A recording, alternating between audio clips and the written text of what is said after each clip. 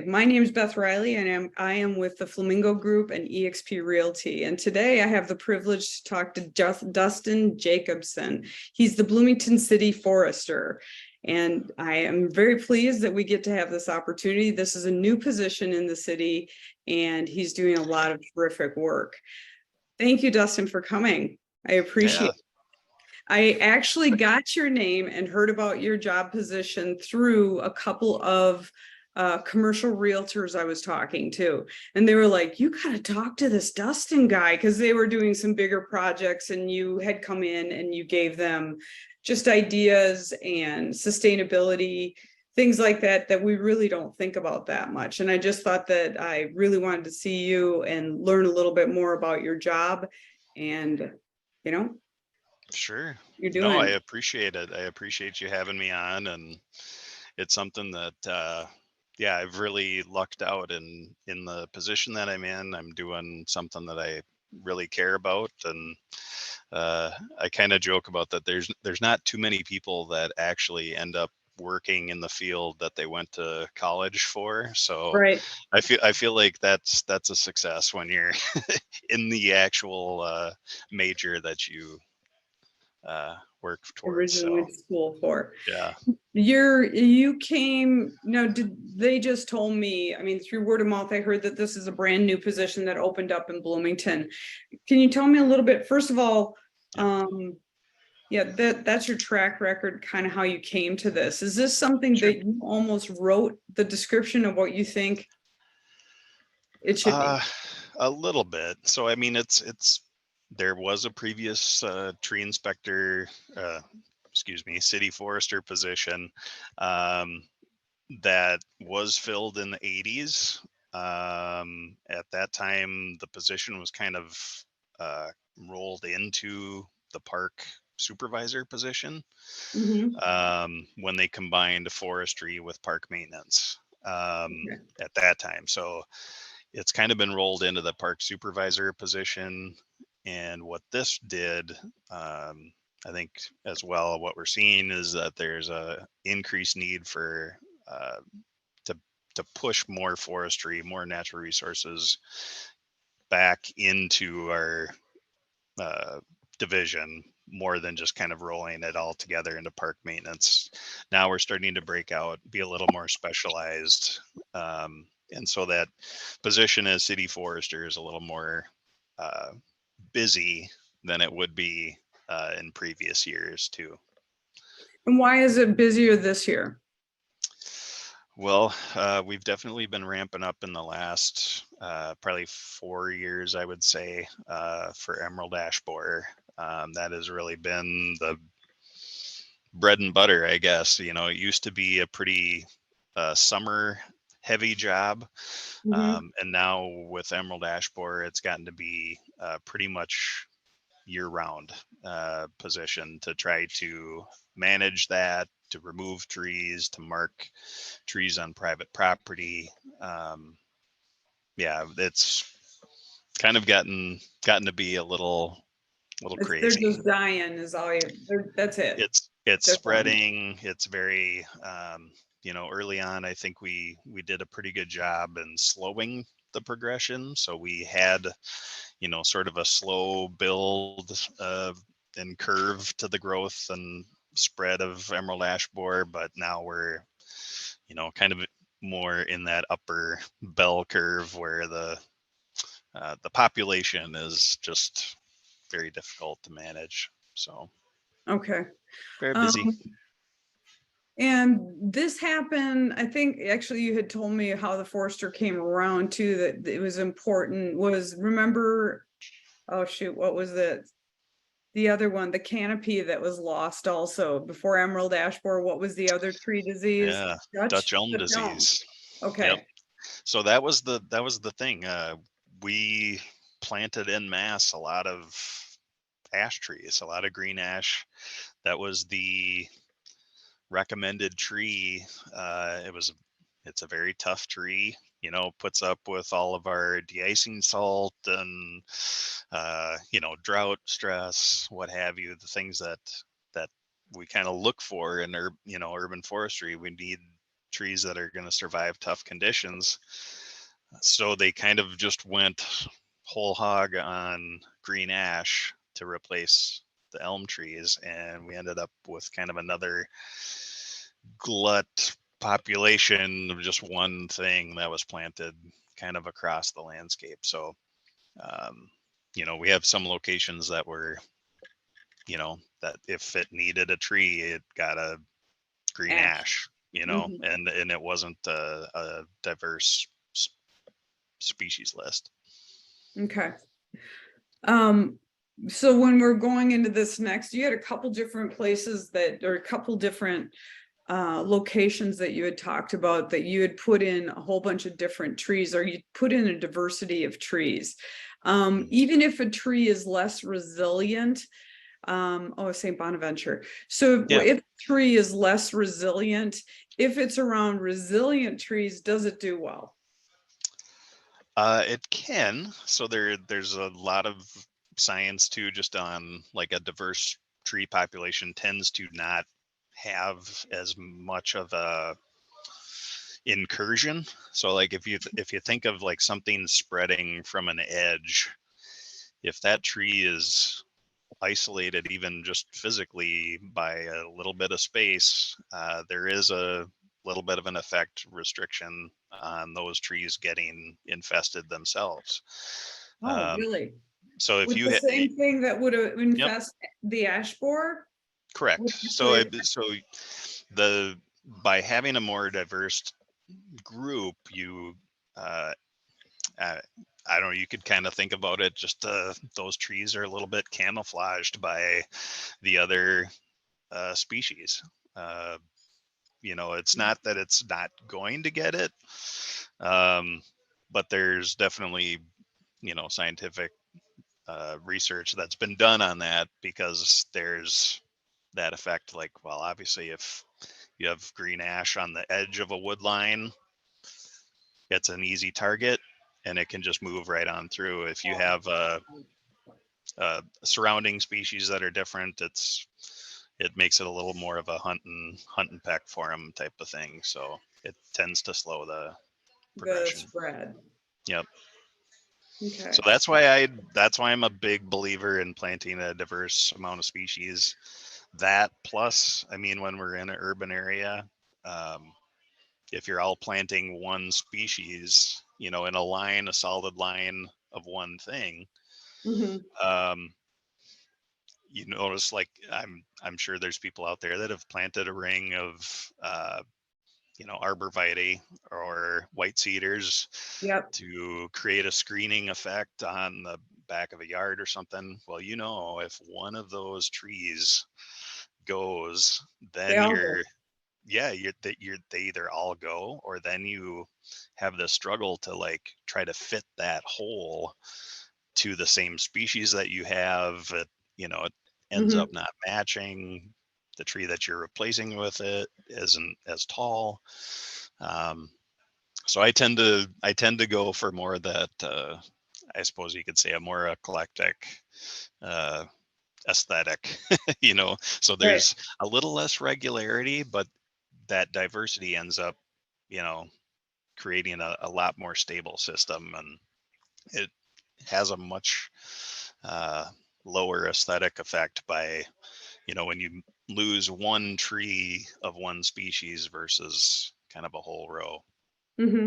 It's interesting though, because the human mind loves diversity, and it Hmm. likes nature to change regular, I think that's like the theory of fractals or something, is that we like all the different looking trees and that. So it's actually very beautifying to have many different trees in your yard, or different trees on a location.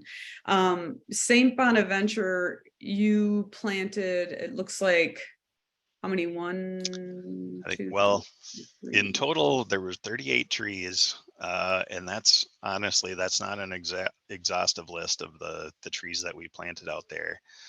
Wow. Um, so that's just kind of a good sampling of it. We did have a maple or two go in. Um, so I, what I kind of throw out there is just to encourage people to check them out. Um, take a stroll by. I mean, they're still young trees at this point, but I think it'll be impressive as they go. Yeah, plus it would be, you'll see what they look like as young trees, and then get pictures of just get pictures of what they're gonna grow into. The honey locust is very pretty. Just Oh, yeah. recently, something was it the buckeye that was just recently flowering, like this week? I could Yep. smell something. Yep. Okay. Well, and a lot of the buckeye, those have just some really cool flowers in the spring. I'm Mm-hmm. not sure exactly the timing on it. I feel like it's been maybe a few weeks now, but yeah, that's part of what I love, is just experimenting with some of that stuff. Buckeye will grow here. Right. It pushes our zone a little bit, but that's perfectly okay. We're in a little bit of a heat island effect, and so I like to take advantage of that. We're in a metro area. We can do some zone 5 stuff that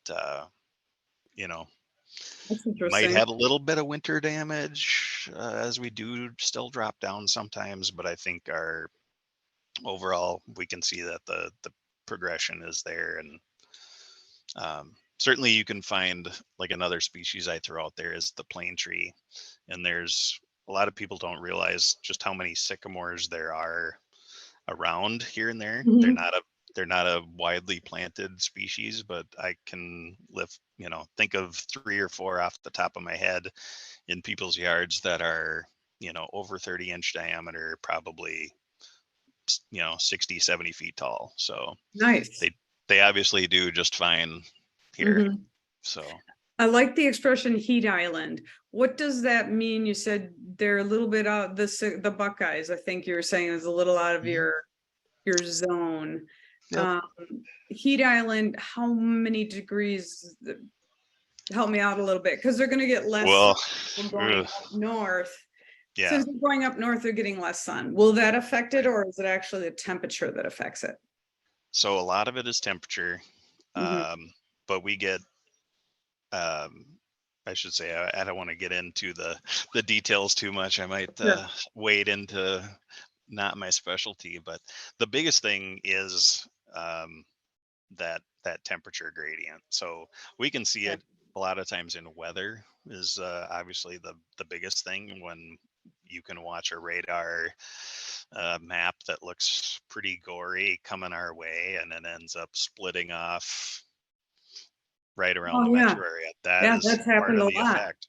So we have Mhm. that heat island, and that's part of that diversion. And we've got enough of a temperature gradient that's what pushes off some of our storms, and then causes, when we do have some, to be some pretty ferocious ones too. Do you think that, I know this is a little bit off topic, but do you like it when people leave their yards to go more natural than grass? Yep, absolutely. I mean, I'm like I said, even though I work in the park department, and a good chunk of our responsibilities lay with doing athletic fields, I do strongly am a proponent of natural, and also of gardening. Mhm. Essentially of doing some productive spaces on your yard as well. It doesn't have to be a you know fertilize, treat for insects, water type of high intensity management. It's can be something, and if you're watering, you're producing food out of it, versus Yeah. just green grass that you have to mow.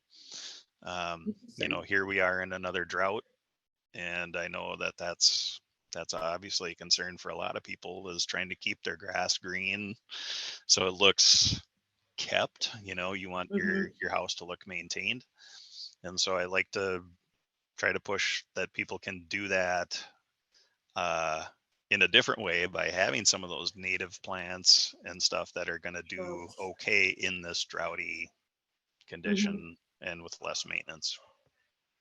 Shrubs. Um, Shrubs, absolutely. Kentucky bluegrass, is that our regular grass? It says trees, shrubs, Yeah. wildflowers do much more for the environment than Kentucky blue. Okay. Yeah, I know there's people that love Kentucky bluegrass. I mean, it's great for a playing surface. Um, Your you know, toes. yep, yep, yep. It's a nice surface to play on. Uh, but you think about it, it's technically an invasive plant. It's not, or it's a non-native plant, I should say. So Mm-hmm. we have to do all kinds of things to keep this uh, grass growing in our environment. Right. It's Kentucky bluegrass for a reason. Yeah. It should be growing in Kentucky. Mm-hmm. Here in Minnesota, this is not where it's meant to be. We have Right. to water it, we have to fertilize it Do in a order lot. to maintain it here. So Mm-hmm. go for the stuff that's not going to require as much input if you're able to. Mm-hmm. We are in another drought. In fact, I see a lot of the lawns are burnt out. They're already turning yellow. Which is fine if we're conserving on the water. So I get it. Yep. That's not a bad thing. Um, how does the city of Bloomington manage and maintain its urban forest? Now we have several natural areas we have Highland, and then we have the far east side. We have also another natural area there. Where else? We have quite a few parks. We have some big parks too, all along the river. Yep, Bush Lake, Normandale Lake is obviously a big one for a lot of walkers use that. Mhm. Moyer, Central Park. Yeah. Yeah, obviously there's connecting routes with the trails down by the river. Uh, Hmm. so we have a very high number of parks throughout Bloomington. So there's always something for everybody, but uh, we basically started going through in the past few years to uh, do a little more look at some of the amenities that are offered in those locations, as well as obviously with our natural areas and forests. Um, the big thing that we're doing is a lot of replanting and management of emerald ash borer. Right. Um, Obviously, a number of years ago, we installed what's called a gravel bed out at our Western maintenance facility, and that allows us to actually grow and maintain some trees throughout the summer, Hmm. watering them so the roots will develop, so that we can plant them out in the fall. Um, so we've been doing quite a bit of reforestation for those trees that we've been losing.